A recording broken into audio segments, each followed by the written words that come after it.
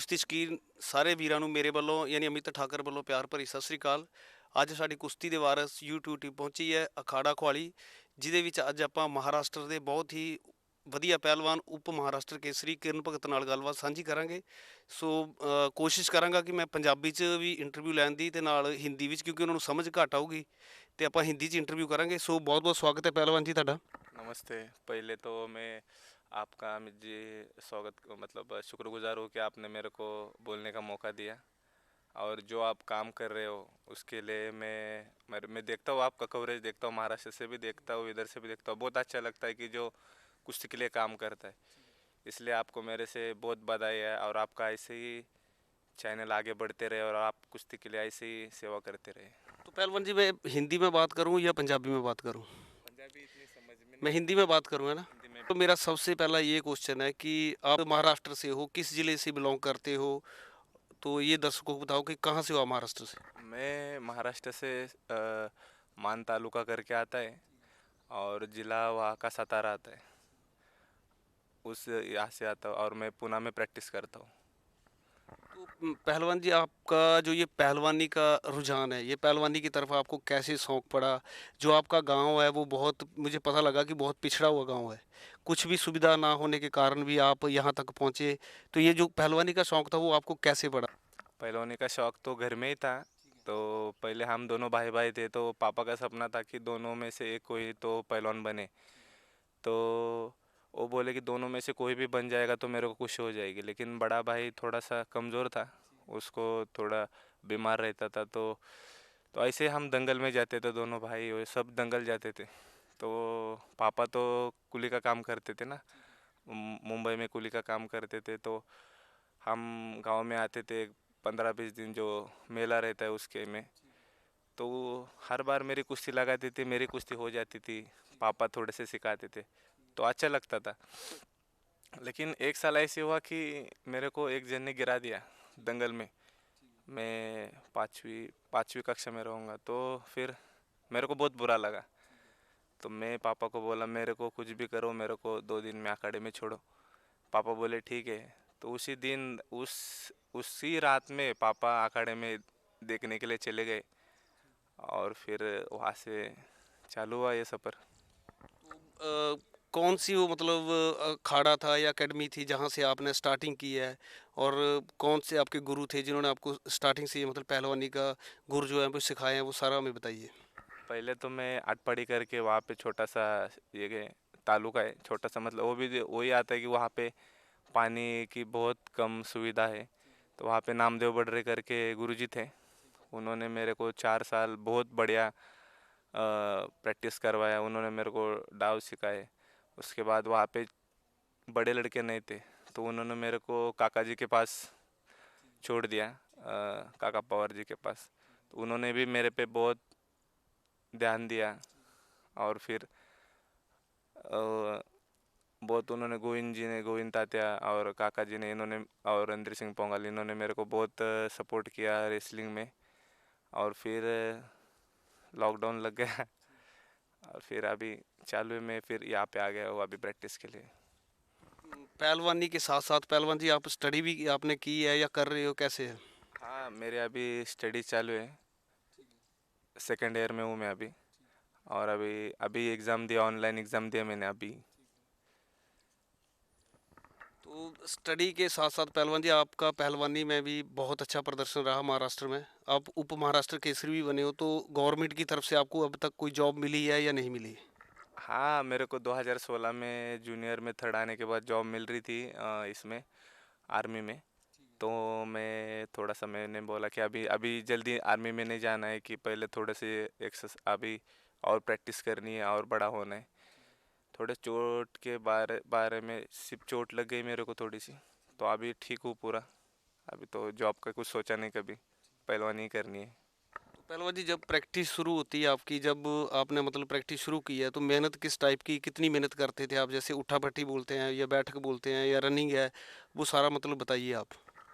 अभी मैं ऐसे तो नहीं बताऊंगा कि मैं 2000 सपाटे 5000 बैठक लगाता हूँ, ऐसी कुछ बात नहीं है। और मैं तो ऐसे 500 700 सपाटे रनिंग करके, फिर पीटी पीटी करके, फिर शाम को 500 बैठक लगा के बाउट करके फिर सपाटे, या ऐसे चेंजिंग ये रहता है, शेड्यूल रहता है। तो डाइट का मतलब पहलवानी में जो है सबसे ज़्यादा रोल डाइट का है। तो डाइट मतलब नॉन वेजिटेरियन हो या वेजिटेरियन हो? डाइट कौन सी चलेगी, नॉन वेज चलेगी, नॉन वेज चलेगी, लेकिन सबसे डाइट तो सभी खाते हैं, सबको पता है डाइट का। लेकिन कंटिन्यू डाइट खाना, कंटिन्यू प्रैक्टिस करना, ये बहुत मतलब बंदे को आना चाहिए। और ये कंटिन्यूटी रहनी चाहिए बंदे में, एक डाइट खाना ठीक से और ठीक से प्रैक्टिस करना, टाइम पे सोना, टाइम पे उठना, ये डिसिप्लिन जब पहलवान में रहेगा तो पहलवान अच्छा बन जाएगा। अब तक पहलवान जी आपका महाराष्ट्र में या पंजाब, दिल्ली, हरियाणा के किन किन पहलवानों से आपकी कुश्तियाँ जो हो चुकी है अब तक? मेरी जैसा पहलवान के साथ हो गए 2 बार, जोगिंद्र पहलवान जी के साथ हुई है, अपने उमेश मथुरा इनसे इनके साथ भी हुई है। लॉकडाउन से पहले पहलवान जी आप किस तालीम में जो है पहलवानी करते थे, प्रैक्टिस करते थे? अभी मैं मामा साहब मॉल में प्रैक्टिस कर रहा हूँ, वहाँ पे पंकज भाव हारपुड़े करके प्रैक्टिस लेते हैं। तो अभी 24 मार्च को ही लॉकडाउन गिरा था, उसके बाद हम घर चले गए। और फिर उस टाइम मेरा ऑपरेशन हुआ था, तो ऑपरेशन के बाद अभी मैं ठीक हुआ हूँ। और लॉकडाउन में तो सबको ही पता है कि सबको बहुत दिक्कत आई है, और पैसे का दंगल नहीं चालू। अभी पंजाब में तो जंगल चालू है, लेकिन महाराष्ट्र में अभी भी चल रहा है कि लॉकडाउन गिरने का। तो बच्चे काफ़ी परेशान हो रहे हैं। महाराष्ट्र केसरी का जो जिले से ट्रायल रहती है वो सब हो गया ट्रायल, लेकिन बच्चे अभी बहुत परेशान हो रहे हैं कि क्या होगा आगे, कुश्ती चलेगी या बंद हो जाएगी। तो बहुत बच्चे परेशान हैं। ठीक है, तो पहलवान जी मतलब जैसे आपके उप महाराष्ट्र केसरी जब आप बने थे, तो मतलब कितना अच्छा लगा था आपको? हाँ, देखो, सबका जो महाराष्ट्र में रहते हैं उनका सबका सपना रहता है कि मैं महाराष्ट्र केसरी बनूं। तो मेरे को भी खुशी हुई थी। लेकिन मैं अभी महाराष्ट्र केसरी जो कंपटीशन रहता है वो 3 ही बार लड़ा हूँ। एक बार थर्ड आया हूँ, और एक बार हार गया, और एक बार सेकंड आया हूँ। तो खुशी तो सबको होती है, लेकिन अभी मेरा टारगेट है कि महाराष्ट्र केसरी अगली बार, मतलब मैं प्रयास करूँगा उसके लिए, बनने के लिए।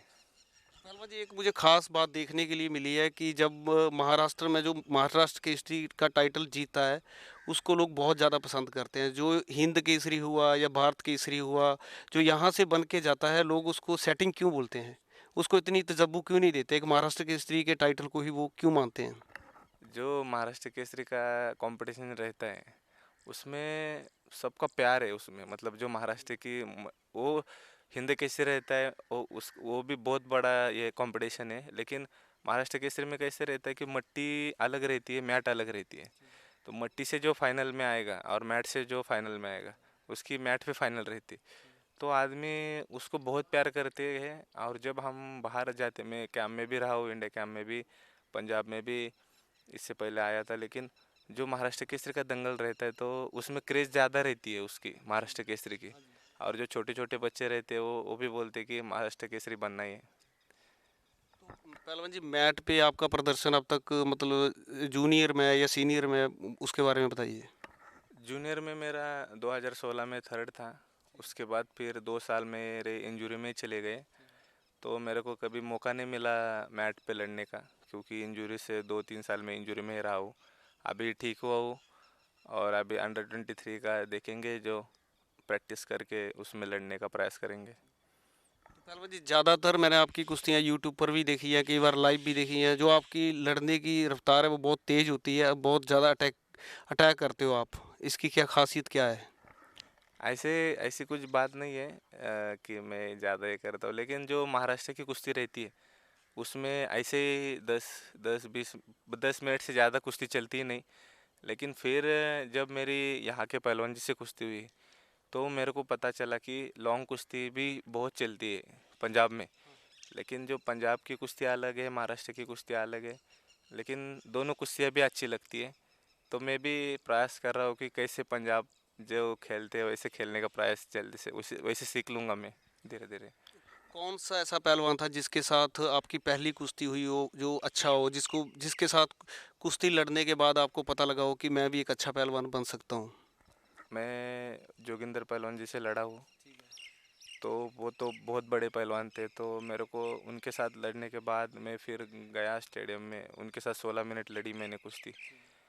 और जैसा पहलवान जी के साथ भी लड़ी, जैसे पहलवान भी मेरे से बड़े, तो मेरे को लगा कि मैं यार इनसे साथ लड़ सकता हूँ, तो ठीक से और ध्यान दे के प्रैक्टिस बढ़ा के लड़ जाऊंगा तो इनके साथ भी ठीक से लड़ लूँगा। मतलब ये मेरे से तो बड़े ही है, लेकिन ठीक से प्रैक्टिस करने के बाद ठीक से लड़ लूँगा इनके साथ भी। पहलवान जी, एक अच्छा पहलवान बनने के लिए एक पहलवान में क्या गुण होने चाहिए? अच्छा पहलवान होने के लिए पहले तो उसका मन साफ चाहिए, जो मन साफ चाहिए। और उसमें सबसे बड़ी बात है कि डिसिप्लिन चाहिए, सुबह उठने का, शाम उठने का। और सबसे बड़ी बात है कि उसने गुरुजी को मानना चाहिए, जो अपने गुरुजी है उनको मानना चाहिए। और दिमाग से वो तेज चाहिए, उसको पता चलना चाहिए कि हम क्या कर रहे हैं, हम कब सो रहे, कब उठ रहे। आगे वाले से कुश्ती जब लगेगी तो वो हमें, हम किस में कम पड़ रहे, मतलब स्टेमिना में पड़ रहे इसमें। तो चाणक्य भी होना चाहिए पहलवान, और सब में होशियार होना चाहिए।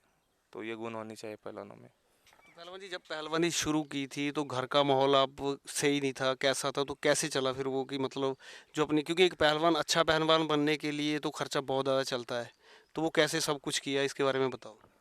घर का तो माहौल मतलब ठीक था थोड़ा फार, इतना अच्छा नहीं था। पापा बॉम्बे में कुली का काम करते थे, अभी भी दो लॉकडाउन के पहले करते, तो फिर इतना माहौल अच्छा नहीं था। लेकिन पापा मेरे को बोलते थे कि तेरे को मैं कुछ कम नहीं करने, मतलब कुछ कमी नहीं पड़ने दूंगा पैसे की। लेकिन मैं बोलता हूँ कि मैं खूब ये हूँ कि खूब नसीब हूँ कि मेरे को मेरे पापा ने इतना सपोर्ट किया कुली का काम करके भी।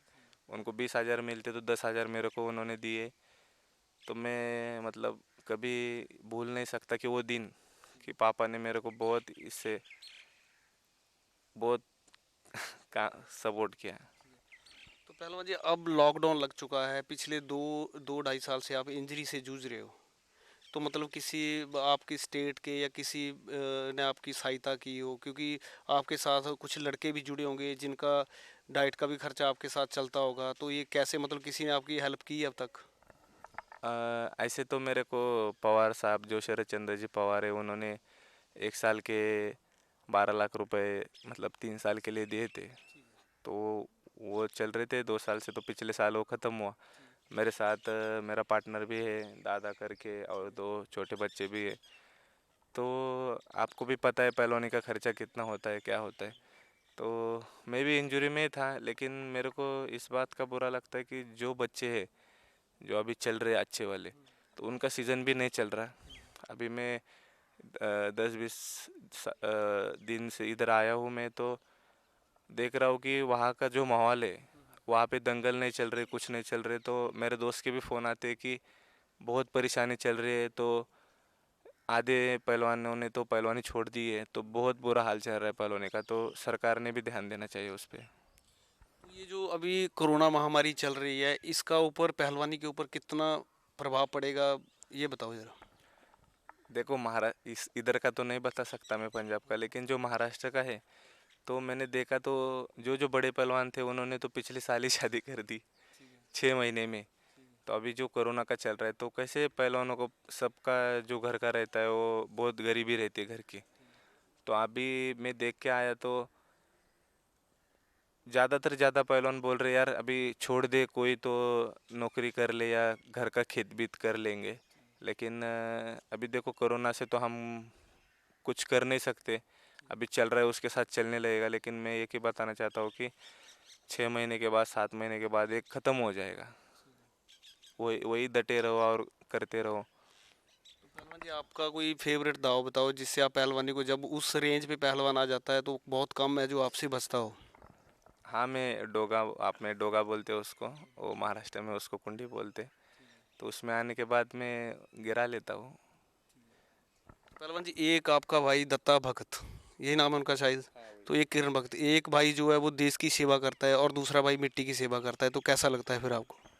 हाँ, मेरे को इस बात का मतलब, मेरे को इस बात का बहुत गर्व है कि मेरा भाई इंडियन आर्मी में है और वो देश के लिए सेवा करता है। को तो कभी कभी डर सा रहता है, कभी कभी मतलब हर रोज ही डर सा रहा रहता करता है कि यार वो कश्मीर में है तो कभी फ़ोन नहीं उठाता, कभी ये नहीं होता, तो डर लगता है। लेकिन वो बोलता है किरण देखो कैसे हमारी बात चलती है, वो बोलता है किरण कैसे हम देश के लिए कर रहे, तो हमें कुछ नहीं लगता, जो होने वाला है वो होगा, मतलब जो होने वाला है वो होगा, तो करते रहो, हम देश के लिए कर रहे, तुम भी देश के लिए कर रहे, तो मेरे को भी अच्छा लगता है कि बहुत जन बोलते कि दोनों भाई कर रहे। अब आपका कोई फेवरेट पहलवान होगा मिट्टी में या मैट में, है ना? क्योंकि जब लड़का पहलवानी शुरू करता है कोई बच्चा, तो उसका कोई आइडल तो होता ही है ना, कि मैं भी इसकी तरह एक अच्छा पहलवान बनूं। हाँ, एक महाराष्ट्र में मतलब जो नितिन खुर्द करके था एक, मट्टी का मतलब थे, बहुत बड़े पहलवान थे, तो उनकी कुश्ती मेरे को बहुत पसंद आती थी। मैंने अभी तक उनकी कुश्ती, उनके जैसा लड़ने वाला कभी देखा नहीं। अपने जगरूप पहलवान जी जो स्वर्गवासी, उनके साथ भी मैंने कुश्ती देखी, तो उनकी कुश्ती मेरे को बहुत पसंद आती थी, दिल करता उनके जैसा लड़ सकूं। पहलवान जी, पहलवानी में बहुत से ऐसे लोग होते हैं जो साथ भी देते हैं, कोई आदमी को तोड़ने की कोशिश भी करते हैं ना। तो चलो, तोड़ने वाले का नाम तो मैं नहीं पूछूंगा, पर जिन्होंने आपका साथ दिया और अभी आपके साथ खड़े हैं, उनका नाम जरूर शेयर करो। देखो मेरे को तो बहुत जनों ने साथ दिया है, लेकिन आप बोल रहे तो जो मेरे साइड में बैठा ये, जब से हम छोटे थे तब से मेरे साथ ही है, दादा करके, और ये भी नेशनल के सेकंड, नेशनल में सेकंड है। और जो महाराष्ट्र से है, अभी नाम लूँगा तो बहुत जनों ने मेरा सपोर्ट किया है, और बहुत जन है, अभी नाम लूँगा एक का नाम लूँगा तो एक नाराज़ हो जाएंगे, लेकिन बहुत मेरे को बहुत जनों ने साथ दिया। और जो मेरे साइड में बैठा है, इसने बचपन से लेके अभी तक मेरा सब देखता है कि कैसे खाना पीने का सब वो मेरा ख्याल रखता है। पहलवान जी, बहुत से, मैंने थोड़े दिन पहले आपकी एक वीडियो अपलोड की थी दंगल की, तो बहुत से लड़कों के या न्यू जनरेशन के आपके महाराष्ट्र से कॉल आए हैं कि भाऊ के या जैसे भी दादा के से बात करवाओ या कुछ भी, है ना? तो मतलब आप अपनी न्यू जनरेशन को जो पहलवानी में या जैसे भी हैं, उनके लिए क्या मैसेज देना चाहते हो आप?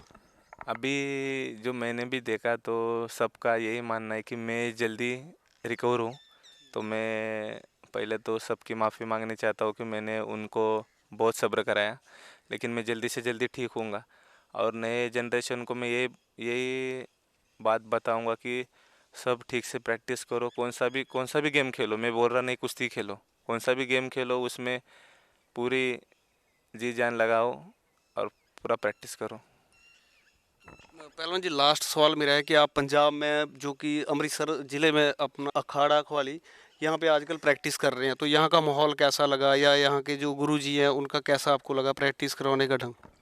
यहाँ के पहले तो मैं इससे पहले 25 जनवरी को मैं आया था देखने के लिए, तो उसके बाद मैंने यहाँ के गुरुजी से मिला, फिर उनका प्रैक्टिस देखा, तो मेरे को बहुत अच्छा लगा। जो बच्चे हैं सुबह को भी आते हैं, शाम को भी आते हैं, थोड़ा सा अलग टाइप है कि यहाँ मट्टी खुली रहती है, तो वहाँ पे खुली नहीं रहती। तो यहाँ के गुरुजी भी बहुत अच्छे हैं और पूरा ध्यान रखते हैं, मेरा भी पूरा ध्यान रखते हैं, तो उनका भी मैं शुक्रगुजार हुआ। और जो बड़े लड़के, बड़े जो प्रिंस पहलवान जी है, धर्मेंद्र पहलवान जी है, तो ये भी मेरे को अच्छा ध्यान देते हैं ये भी।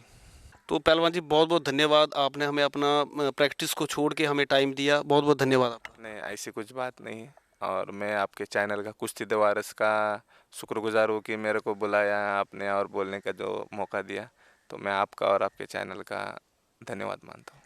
सो दोस्तों, ये सीगे अपने महाराष्ट्र के उप महाराष्ट्र केसरी पहलवान किरण भगत। हमारी कोशिश रहेगी कि आगे से भी हम आपके सामने अच्छे से अच्छे पहलवान लेकर आते रहे। सो चैनल को लाइक और सब्सक्राइब और शेयर जरूर करें। धन्यवाद।